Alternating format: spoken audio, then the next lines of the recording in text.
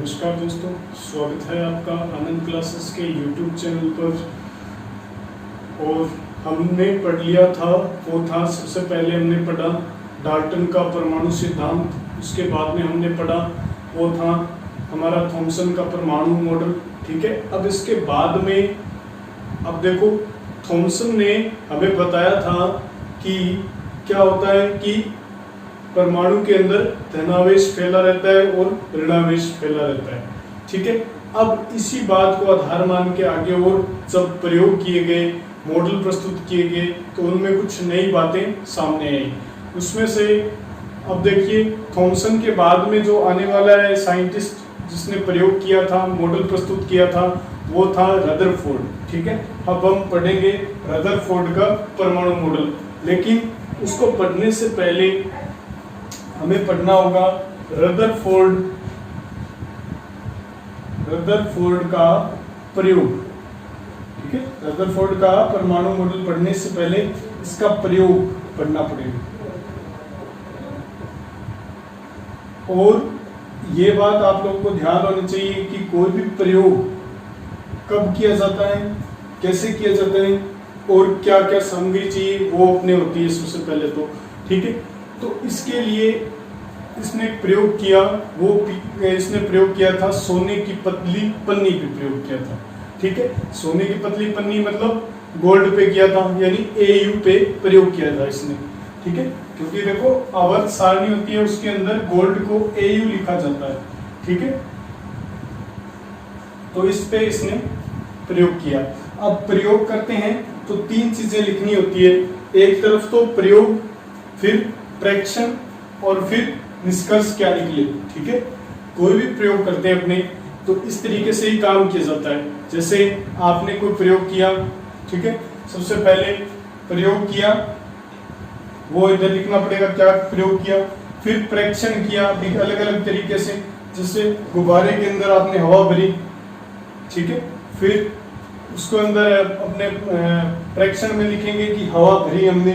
ठीक है, उसके बाद में निष्कर्ष क्या निकला कि गुब्बारा तैरने लग गया पानी पे। ठीक है, तो इस तरीके से प्रयोग, फिर होता है प्रेक्षण, फिर निष्कर्ष। ठीक है, कोई भी प्रयोग इसी तरीके से किया जाता है। ठीक है, तो इसका प्रयोग भी अपने इसी तरीके से समझेंगे, थोड़ा सा ध्यान से समझिएगा। मैं आपके लिए एक शॉर्ट फॉर्म तरीके में ये समझाऊंगा मैं आपको। ये प्रयोग, प्रेक्षण और निष्कर्ष। ठीक है, तीन चीजें हमें समझनी है प्रयोग के अंदर। इसने प्रयोग किस पे किया? सबसे पहले तो सामग्री आप लोगों को पता होनी चाहिए कि इसने कौन कौन सी सामग्री का उपयोग किया। सोने की पन्नी, है ना, पतली पन्नी ली थी जिसका आकार था 10⁻⁻7 मीटर। ठीक है, इसने सामग्री कौन कौन सी ली थी प्रयोग के दौरान? तो रदरफोर्ड ने सामग्री ली थी, वो थी सोने की पतली पन्नी। ठीक है, जिसका आकार कितना था? 10⁻⁻7 मीटर। इसको लिख सकते हैं अपने 100 नैनोमीटर। ठीक है, अब ये नैनो क्या होता है? तो ये होता है 10⁻⁻7। अब देखो नैनो को हटाएंगे ना यहाँ से, तो 10⁻⁻9 लगाएंगे साथ में, और इधर मीटर बच गया। अब 9 में से ये 2 जीरो गई तो 7 आ जाएगा। दोनों एक ही चीज है ये। ठीक है, दोनों में से कोई एक याद कर सकते हो। ये तो उसने लिया सोने की पतली पन्नी ली, और क्या ये अल्फा कणों का पुंज लिया, या अल्फा कणों का स्रोत लिया इसने। जहां से अल्फा कण निकलते हैं वो एक बॉक्स लिया। ठीक है, स्रोत लिया। और तीसरा उसने क्या लिया था सामग्री के अंदर? तो इसने लिया था जिंक सल्फाइड का, ठीक है, जिंक सल्फाइड लेपित पर्दा। ठीक है, तीन चीजें ली इसने प्रयोग के दौरान। क्या क्या लिया? सबसे पहले तो याद रखना, सोने की पतली पन्नी ली इसने प्रयोग करने के लिए। ठीक है, उसका आकार कितना था? इस साइज की थी वो, बिल्कुल मतलब महीन थी, बिल्कुल दिखाई बहुत मुश्किल से दिखती है इतनी छोटी चीज। ठीक है, 10⁻⁻7 मीटर। ठीक है, उसका आकार था। अब उसने अल्फा कणों का स्रोत भी लिया साथ में। स्रोत समझते हो, जैसे बिजली का स्रोत कहाँ पे होता है अपने सूत्रगत में, जैसे बनती है थर्मल प्लांट, वो इसका सोर्स होता है बिजली का, है ना। विद्युत उत्पादन का सोर्स कहाँ पे है, तो अपने सूत्रगत में। उसी प्रकार से अल्फा कणों का इसने एक बॉक्स लिया जिसमें से अल्फा कण निकलते थे, वो स्रोत लिया इसने, और एक जिंक सल्फाइड का पर्दा। अब देखो ये जिंक सल्फाइड का पर्दा क्यों लिया इसने, क्योंकि जिंक सल्फाइड का पर्दा होता है ना, उस पे अगर अल्फा कण गिरता है तो एक चमक उत्पन्न करता है, ठीक है। जब भी अल्फा कण जिंक सल्फाइड के पर्दे से टकराएगा तो एक, आप लोग जानते हो, फ्लैश लाइट होती है ना, फ्लैश लाइट की तरह एक चमकता हुआ बिंदु दिखाई देता है, ठीक है, जब अल्फा कण जिंक सल्फाइड पर टकराता है, ठीक है। इसीलिए इसने लिया था जिंक सल्फाइड का पर्दा। तो ये 3 चीजें ली इसने, सामग्री होगी इसके पास। अब इसने प्रयोग करना स्टार्ट कर दिया। इसने क्या किया प्रयोग, तो ये डायग्राम बना रहा हूं मैं, आपको ध्यान से समझना है इस चीज को।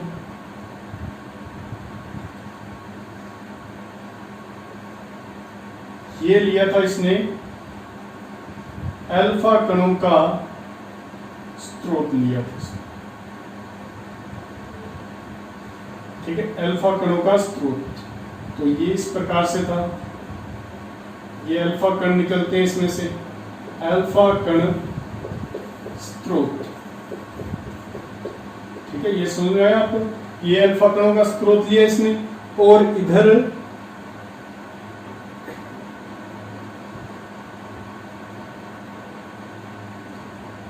जैसे अपने वर्ताकार हिस्सा होता है ना, कड़ा टाइप, उसी टाइप का एक चारों ओर लगा दिया इसने, इस प्रकार से खांचा एक।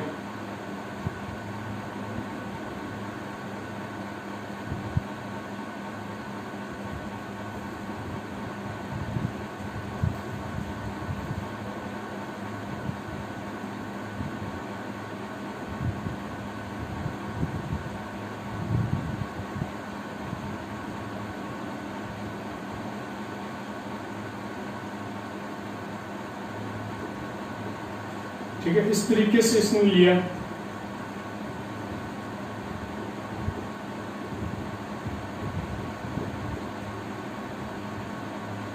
ठीक है, इस तरीके से इसने एक वर्ताकार घेरा लिया। जैसे अपने एक लेते हैं ना, अपने एक कड़ा है, जैसे कड़ा रख दिया, उसके अंदर एक साइड से काट दो उसको छोटा सा, ठीक है, कड़ा है अपने पास गोल, उसको काट दिया एक साइड से। इसी तरीके से ये किया उसने, कड़ा रखा, उसको काट दिया। अब ये कड़े पे क्या कर दिया, जिंक सल्फाइड का लेप कर दिया, ठीक है। आपके बुक में डायग्राम दिया हुआ है अच्छे से, वहां से देख सकते हो आप, जिंक सल्फाइड का इसने लेप कर दिया। अब जो सोने की पन्नी थी वो इसने यहां पे रख दी बीच में, ठीक है, ये सोने की पतली पन्नी रख दी इसने।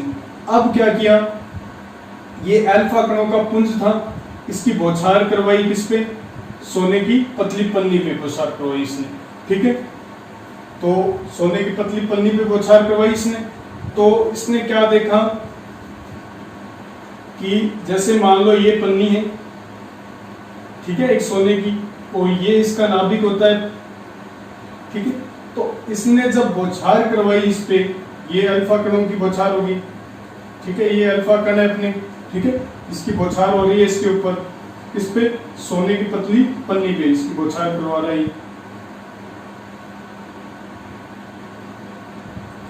ठीक है। और इधर पर्दा लगा हुआ है साइडों में चारों तरफ, इसका ZNS का पर्दा लगा हुआ है पीछे की, ठीक है। तो इसने बौछार करवाई तो लगभग क्या हुआ, अधिकांश जो कण थे वो सीधे निकल गए, ठीक है, इस परमाणु को, यानी इस गोल्ड को, यानी सोने की पन्नी को सीधा पार करके सीधा निकल गए अधिकांश कण क्या हो गए, सीधा निकल गए। और दूसरा प्रेक्षण जो इसके सामने आया वो था कि कुछ ऐसे भी कण थे जो कुछ कोण पे विक्षेपित हो गए, कुछ कोण पे विक्षेपित हो गए, जैसे कुछ कोण पे विक्षेपित हो गए, इस तरीके से मुड़ गए वो, ठीक है, कुछ कोण से विक्षेपित हो गए। लेकिन कुछ कण, यानी 20,000 में से एक दिया हुआ है आपकी किताब में, कई जगह 2000 भी लिखा हुआ है, 20,000 में से एक कण ऐसा भी था जो 180 डिग्री पे वापिस विक्षेपित हो गया भी इसी दिशा में था और वापिस इसी दिशा में आ गया। तो ये था इसका प्रयोग। ठीक है, तो आपने समझ में आया होगा आप लोगों के। ये देखिए अल्फा कण का एक स्रोत लिया इसने, उससे इस सोने की पतली पन्नी पे बौछार करवाई, अल्फा कणों की बौछार करवाई। तो इसने बौछार करवाई तो देखा कि लगभग अधिकांश जो कण थे वो सीधे निकल गए थे इस पन्नी को पार करके। ठीक है, लेकिन कुछ कण ऐसे थे जो कुछ अंश पर विक्षेपित हो गए, कुछ कोण पे मुड़ गए। ठीक है, और कुछ क्या थे जो इस केंद्र से टकरा करके इस परमाणु के वो वापिस उसी दिशा में वापिस लौट गए, वो 180 डिग्री पे विक्षेपित हो गए। ठीक है, तो ये तो था इसका प्रयोग। अब इसने प्रेक्षण कैसे कैसे किए, तो सबसे पहले इसने देखा कि जब मैं क्या करता हूं साइडों में यानी परमाणु के सिरों से जब अल्फा कण मैं बौछार करवाता हूं अल्फा कणों की, तो वो क्या है सीधे निकल जाते हैं। ये तो पहला प्रेक्षण है इसके सामने।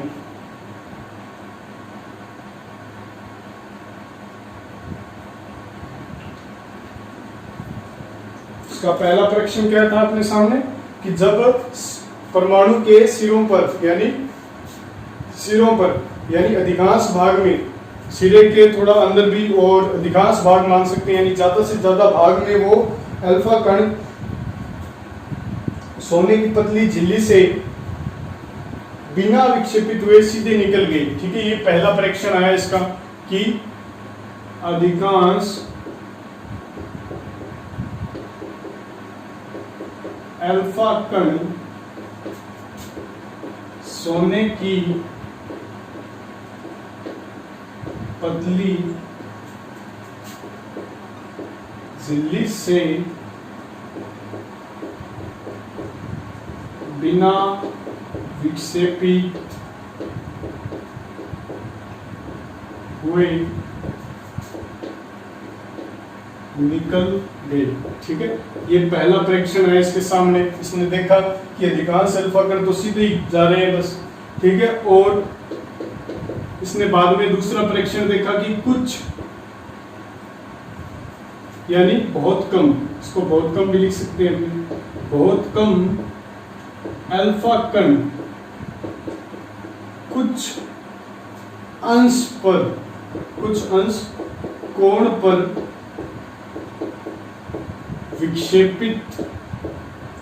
विक्षेपित यानी अपनी दिशा से भटक जाना। ठीक है, अपनी दिशा से भटक गई, थोड़ा सा इधर ऊपर क्यों निकल गए। ठीक है, तो कुछ या बहुत कम अल्फा कण कुछ अंश कोण पर विक्षेपित हुए। दूसरा प्रेक्षण इसके सामने आया। अब तीसरा निष्कर्ष इसने निकाला, वो रदरफोर्ड ने, वो इसने कहा कि 20,000 में से एक अल्फा कण 180 डिग्री कोण पर विक्षेपित हुआ। ठीक है, ये तीन चीजें इसके सामने आई जब इसने प्रयोग किया, तो ये तीन चीजें इसके सामने आई। इन तीन चीजों के आधार पर इसने निष्कर्ष निकाला। अब देखो आपने सामने कोई चीज आती है, ठीक है, तो हम निष्कर्ष निकालते हैं। जैसे आर्किमिडीज था, अब उसके सामने जब चीज आई अचानक से कि कोई भी चीज है वो तब तैरती है जब वस्तु द्वारा हटाया गया भार और पानी द्वारा हटाए गए भार के बराबर हो, तभी तैरती है। उसके सामने पहले तो तैरती हुई कोई वस्तु आई, फिर उसने निष्कर्ष निकाला कि ये तैर क्यों रही है। ठीक है, तो इसी तरीके से इसने भी प्रेक्षण देखे। सबसे पहले तो ये काम किया, तो इसने ये चीजें देख ली, ये चीज हुआ तो इसने नोट कर लिया। अब इसने सोचा कि ये हुआ है, क्यों हुआ है। ठीक है, समझ रहे हो आप लोग। ये इसने सोचा कि ये हुआ है तो क्यों हुआ है। तो इसने बताया कि परमाणु का जो अधिकांश भाग होता है वो खोखला होता है। परमाणु का अधिकांश भाग खोखला होता है, इसीलिए ही क्या होता है कि अल्फा कण सीधे निकल जाते हैं। अब इसके दिमाग में यही बात आई, तो इस बात को लेकर के उसके दिमाग में क्या निष्कर्ष निकला, क्या बात उसने खुद के दिमाग में बनाई, एक प्रकार से क्या उसने निष्कर्ष निकाला इस चीज का। तो इस तरीके से आप लोग नोट करके इसको जल्दी से याद कर सकते हो, समझ सकते हो। ये सामग्री ऊपर ऊपर लिख लेना। और ये प्रयोग कब किया था, तो ये भी ध्यान रखना 1911 के अंदर किया था रदरफोर्ड ने, ठीक है। रदरफोर्ड ये वही है जो मैंने बताया था कल आप लोगों को, ईंट पर पग रखे नारद नचे, ठीक है। नारद यानी नाभिक की खोज करने वाले रदरफोर्ड यही वही है, ठीक है। अब इसने अधिकांश कण सीधे विक्षेपित हुए बिना ही निकल गए, तो इससे निष्कर्ष निकला, ये निष्कर्ष निकला कि परमाणु का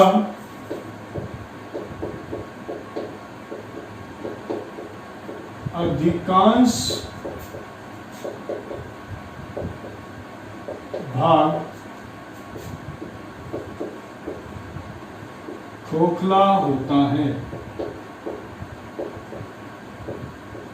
ठीक है। जिस तरीके से आप लोगों को एक प्रयोग करने के लिए दिया हुआ हो कि गुब्बारा बताओ भी जल के अंदर तैरता है या नहीं तैरता है, तो आप लोग क्या करोगे, यहाँ पे एक प्रैक्टिकल करोगे, उसमें लिखोगे गुब्बारे को कम हवा भरकर तिराने पर आपने देखा कि तिर रहा है वो, तो यहाँ पे लिखोगे निष्कर्ष, ठीक है। उसी तरीके से इसने प्रयोग किया। सबसे पहले देखा कि ये ज्यादा से ज्यादा बिना मुड़े निकल रहे थे, तो इसने एक दिमाग में बात आ गई इसके कि ये अधिकांश भाग इसका खोखला होता है, ठीक है। अब इसने देखा कि कुछ कण ऐसे थे जो है ना अंश कोण पर, कुछ अंश कोण पर विक्षेपित हुए थे, यानी कुछ मुड़ गए थे कुछ कण, ठीक है।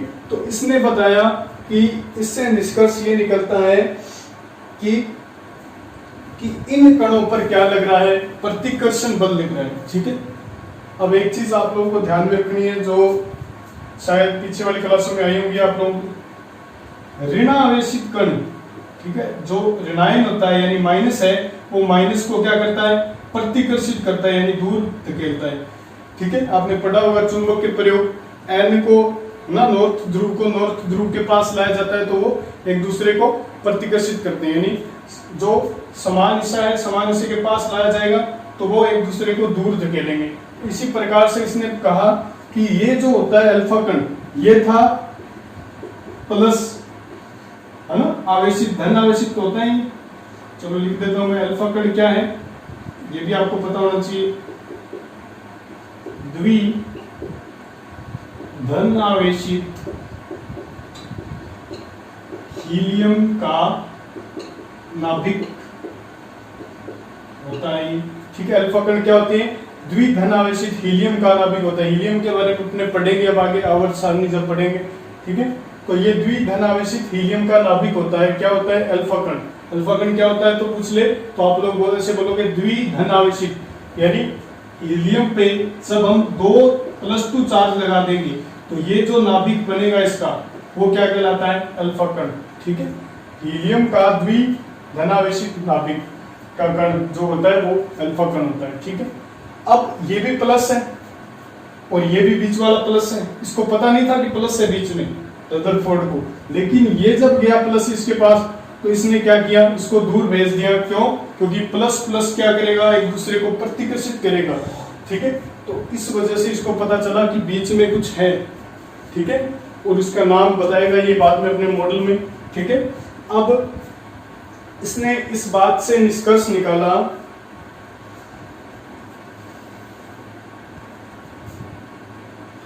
कि ये लोग विक्षेपित हुए हैं क्योंकि इन पर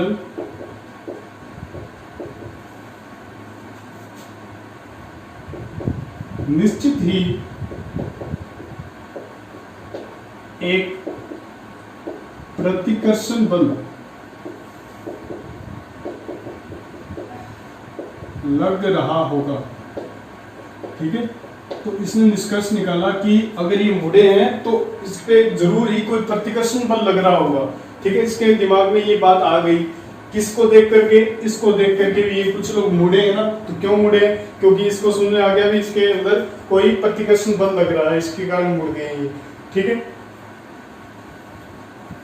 और इसने एक और बात निकल गई सामने कि कण इस साइड में जाते हैं, यानी बीच वाले हिस्से पे सोने की पन्नी के बिल्कुल बीच में जाते हैं, तब भी क्या होते हैं, ये विक्षेपित होते हैं। तो इसके दिमाग में एक और बात आई कि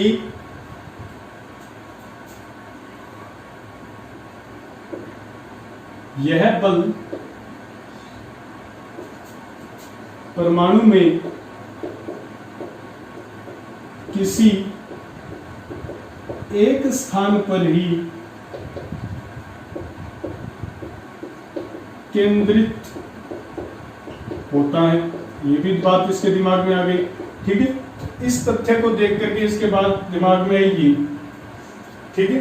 अब ये चीज आप लोगों को बताइए ये क्यों मुड़ गया, क्योंकि ये बिल्कुल नाभिक यानी प्लस के सीट में गया बिल्कुल, और प्लस ने क्या किया, इसको प्रतिकर्षित किया, इसलिए ये वापस उसी दिशा में मुड़ गया, ठीक है। अब इसने तीसरा निष्कर्ष निकाला, वो था कि ये जो मुड़ा है वैसे का वैसे ही। तो इसने कहा कि परमाणु के अंदर एक भाग ऐसा होता है जहां पे धनावेशित कण होता है, धनावेश होता है, सबसे ज्यादा धनावेश होता है, उसी को अपने नाभिक बोला इसने, ठीक है।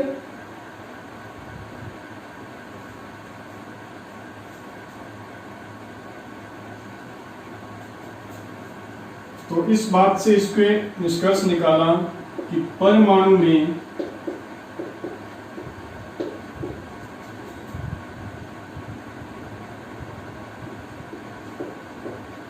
कुल आयतन का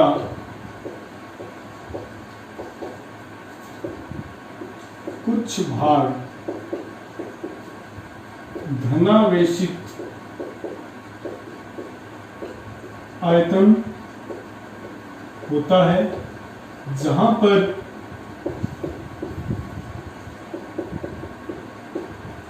कण वापिस उसी दिशा में लौट जाता है, ठीक है। जहां पे कण क्या टकरा कर वापस उसी दिशा में लौट जाता है। इस धनावेशित आयतन को रदरफोर्ड ने नाभिक कहा, ठीक है। रदरफोर्ड ने क्या नाम दिया इस धनावेशित आयतन को, नाभिक कहा, ठीक है। तो ये तीन चीजें की इसने, और तीन चीजों से इसने निष्कर्ष निकाले, खुद के दिमाग में कुछ बातें हैं इसके, वो लिखी इसने। तो ये आप लोगों को पढ़ना पड़ेगा ध्यान से इसको, ठीक है। तो लेकिन इस तरीके से आप पढ़ोगे ना इसको तो याद हो जाएगा जल्दी से, कोई मतलब आपके ऐसा नहीं होगा कि कोई डाउट रह जाएगा इसके अंदर, मॉडल के अंदर कोई, ठीक है। तो ये ध्यान से पढ़ना होगा आप लोगों को। मेरे हिसाब से आपको समझ में आ गया होगा अच्छे से। अब मैं आपको पढ़ाऊंगा रदरफोर्ड का परमाणु मॉडल, ठीक है। ये तो था रदरफोर्ड का प्रयोग, ठीक है। प्रयोग क्या किया था इसने, वो किस तरीके से किया, ये आप लोगों ने देखा है इसको अच्छे से, ठीक है। अब मैं आपको पढ़ाऊंगा कि रदरफोर्ड का परमाणु मॉडल क्या था और इसकी कमियां क्या थी, वो अपने पढ़ेंगे नेक्स्ट वीडियो के अंदर, ठीक है। तो आज के लिए सिर्फ इतना ही, अपने धीरे धीरे सिलेबस कवर करेंगे, सारा का सारा अच्छे से समझाऊंगा मैं आपको। कोई भी बात जो भी बुक में दी हुई है आपको क्लियर नहीं हो रही है वो सारी क्लियर करवाऊंगा मैं आपको, ठीक है। तो धन्यवाद, आज के लिए इतना ही, शुभ।